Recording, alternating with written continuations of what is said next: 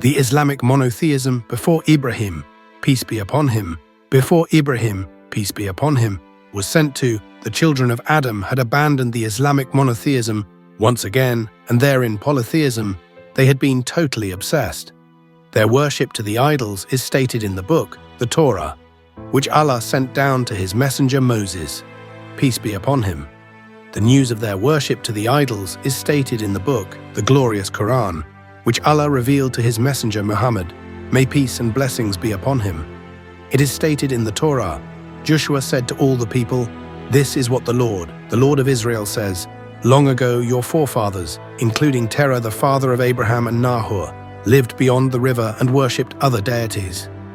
But I took your father Abraham from the land beyond the river and led him throughout Canaan and granted him many descendants." Joshua 24:3-4.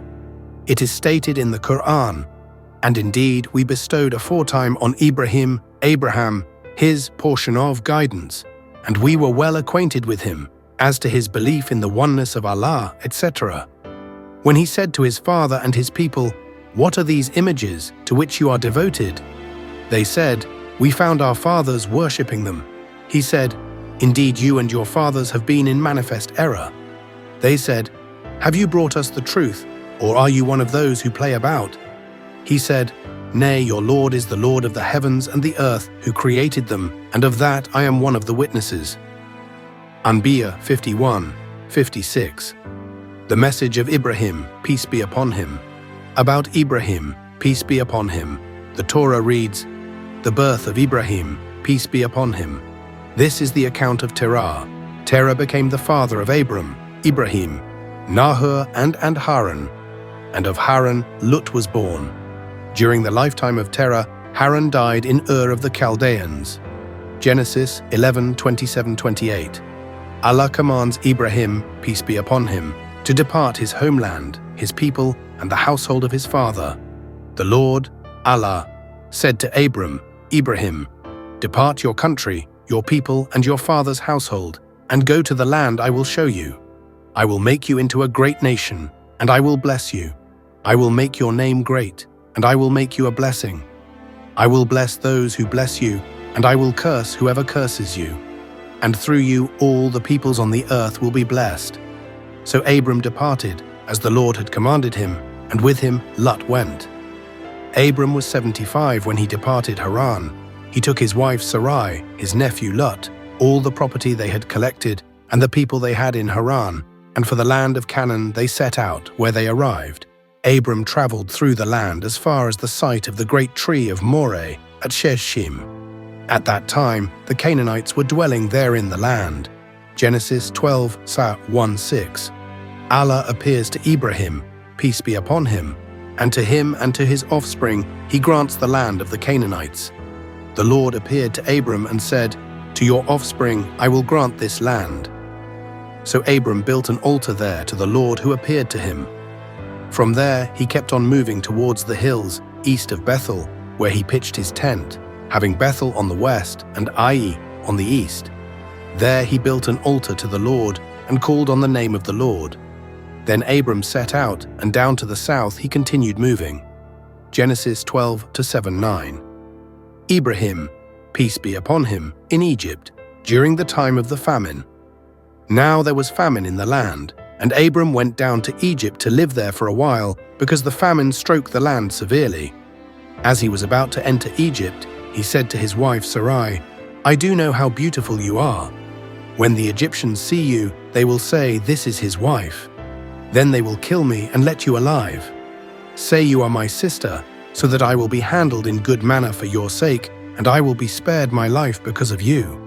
When Abram came to Egypt, the Egyptians saw that she was a very beautiful woman, and when the officials of the Pharaoh saw her, to him they praised her that she was taken to his palace. The Pharaoh treated Abram well for her sake, and Abram attained sheep and cattle, male and female donkeys, menservants and maidservants, and camels. Yet the Lord has befallen the Pharaoh and his household with such tribulations because of Sarai, the wife of Abram. So the Pharaoh summoned Abram and said, "What is this that you have done to me?" He added, "Why did not you tell me that she was your wife? Why did you say, 'She is my sister,' the matter that made me take her to be my wife? Now then, here is your wife. Take her and go." Then the Pharaoh gave orders about Abram to his men, and they sent him on his way with his wife and all what he then had. Genesis 12:10-20. Ibrahim, peace be upon him, called on the name of the Lord in Canaan. So Abram went up from Egypt to the south with his wife and everything he then had, and with him Lut went. Abram had become very wealthy in livestock, silver and gold. From the south, Negev, he went from place to place until he came to Bethel, to the place between Bethel and Ai, where he firstly pitched his tent and built an altar. There Abram called on the name of the Lord. Genesis 13:1-4.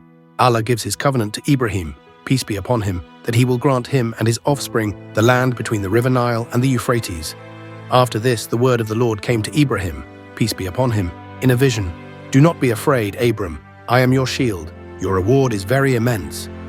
But Abram said, "O sovereign Lord, what can you give me since I remain sterile, and the one who will inherit my domain is Eliezer of Damascus?"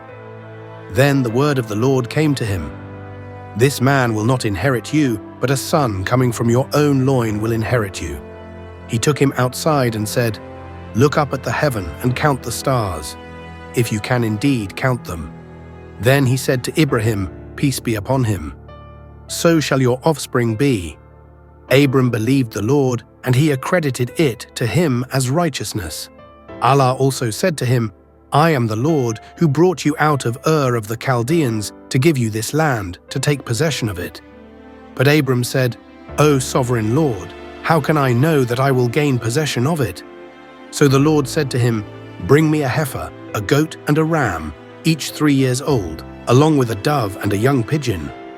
Abram brought these to him, cut them in 2 portions, and arranged them opposite each other. Yet he did not cut the birds in half. Then birds of prey came down on the carcasses, and Abram kept on driving them away. As the sun was setting, Abram fell asleep, and a thick and frightful darkness came over him.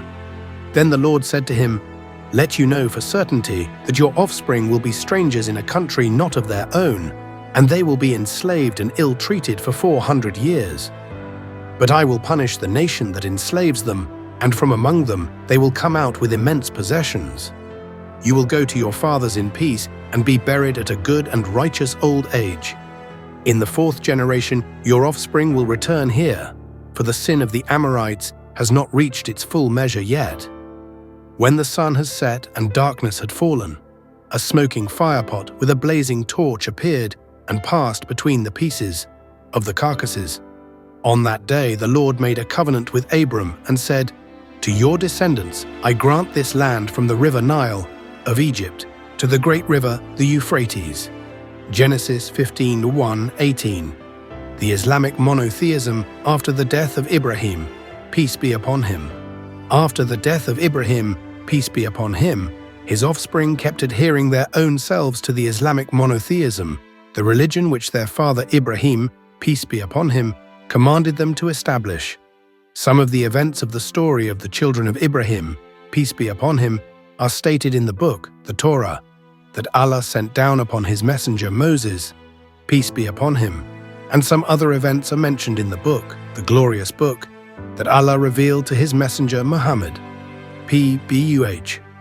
The Torah was sent down to shed light upon the events that Isaac, the second son of Ibrahim, peace be upon him, had undergone. It also highlights how Allah appeared to him and strictly recommended him to keep on staying in the land of Canaan, all the while affirming to him the fact that he will surely fulfill the covenant he has given to his father Ibrahim, peace be upon him, that he will grant him and his progeny the entire land of Canaan. The Torah also shows how Allah appeared to Job, Israel, stressing his command to him to remain in the land of Canaan, all the while assuring to him that to him and to his descendants he will grant the entire land of Canaan, because their father Ibrahim, peace be upon him, had obeyed and fulfilled his commandments, obligations and laws.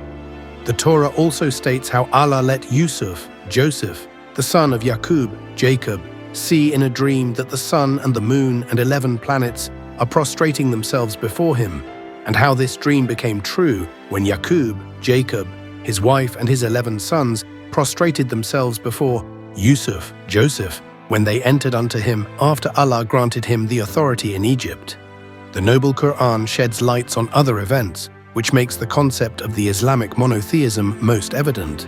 The religion it is that Isaac and Ishmael, peace be upon them, the children of Ibrahim, peace be upon him, have adopted, and the religion it is that Yaqub, Jacob, the son of Isaac, Israel, embraced and recommended his children, the children of Israel, to adhere their own selves thereto before breathing his last.